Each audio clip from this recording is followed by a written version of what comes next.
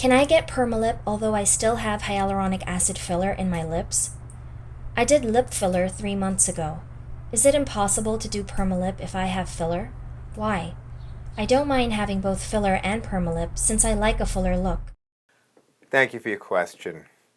You're asking in your question, which you submitted without a photo, about the option of having PermaLip implant placed in the background in the context of you having already had hyaluronic acid filler placed 3 months ago. And you're asking, is it impossible to do PermaLip, and why, and further, you don't mind having both the HA filler and PermaLip in place. Well, I can certainly share with you how I would counsel my patients who are considering different options for lip augmentation, and which is something I do in my practice every day. A little bit of background: I'm a board-certified cosmetic surgeon and fellowship-trained oculofacial, plastic, and reconstructive surgeon. I've been in practice in Manhattan and Long Island for over 20 years. Lip augmentation has been a big part of my practice, and with the modern day fillers and techniques that I employ, it's an incredibly popular procedure in my practice.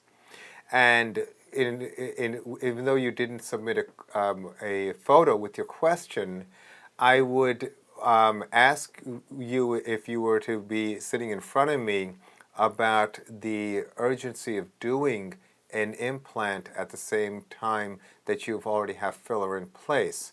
And the reason why I would ask about that urgency is that we have to drill down to what is the goal of having both an implant and filler in place. For many people, they want, quote, more permanent solutions. And going back to the days when I used to do fat grafting as for lip augmentation, I would place alloderm for lip augmentation, and those for a surgeon were certainly very straightforward to do and would often be done in the context of doing other procedures, such as a facelift procedure. Would even use SMAS, or superficial musculoaponeurotic tissue, or from the facelift procedure, and place that into the lips.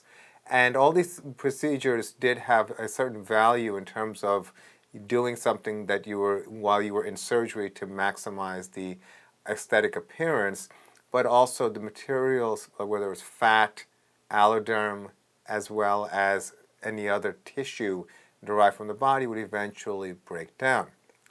Now, when it comes to more, quote, permanent solutions in the lips, I can certainly recognize the value of the more modern approach to the design of an implant like PermaLip. It's a silicone implant, and it is certainly shaped very nicely, and it looks like it can work out very well. But I would caution you in terms of the process and whether or not you would still want hyaluronic acid filler afterwards. And if you would, then it makes me question what's the point of doing the implant with and then getting additional hyaluronic acid filler. Now, that's the short-term question. Further, when an implant is placed, there is a sizing system for placement of that implant. So the prospective doctor placing that implant would judge what is the appropriate size based on the appearance of your lip.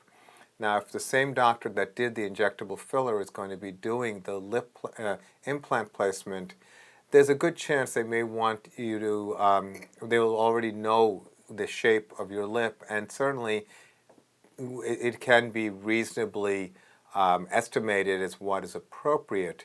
But I would also say that certainly it's not impossible to place an implant in somewhere where there's hyaluronic acid filler. But I would say that in terms, speaking as a surgeon, that I would not say that it is optimal.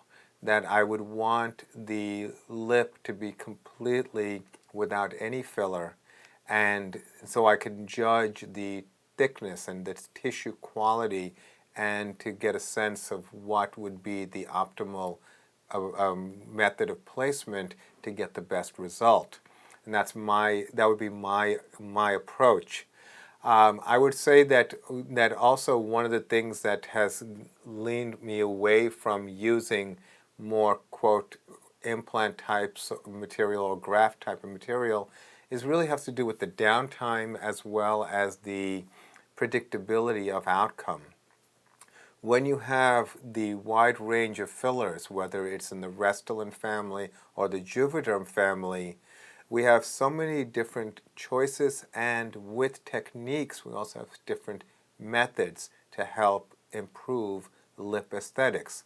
Now I can tell you that most of the time in my practice the lip aesthetic is maximized by improving the volume in essentially the pink part of the lip, the part that really can diminish, or if you genetically have thin lips, that can be enhanced. And generally speaking, that looks really good. But if you wanted to also improve the lip border, or if you wanted to accentuate different areas, well, then you also have thinner fillers can be used to accentuate those areas. So you have the benefit of thicker fillers for the placement in the deeper part of the lip, as well as thinner fillers along the borders and in the more subtle, nuanced areas.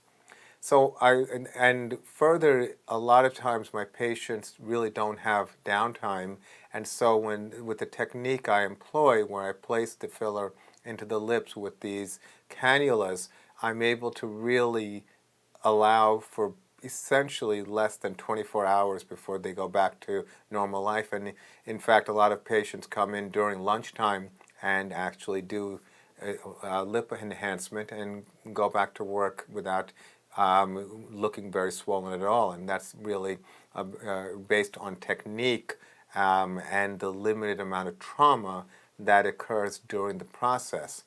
When you do any other type of surgical procedure, swelling is a much more of a significant issue. Certainly something, and I think that a lot of people who plan on surgery will factor that in and take like a week off to allow swelling to diminish. But I would say again that you have to really ask yourself, are you getting that much more by having an implant compared to just getting more filler, which can be customized much more precisely?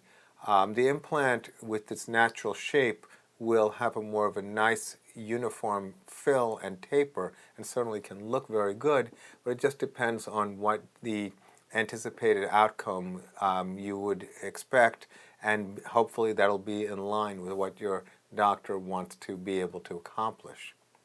So I would again suggest to you to allow the filler to completely diminish so that the true state of your lips is stable and is it's much more straightforward for the surgeon to be able to judge placement and appropriate size with a lip without any filler.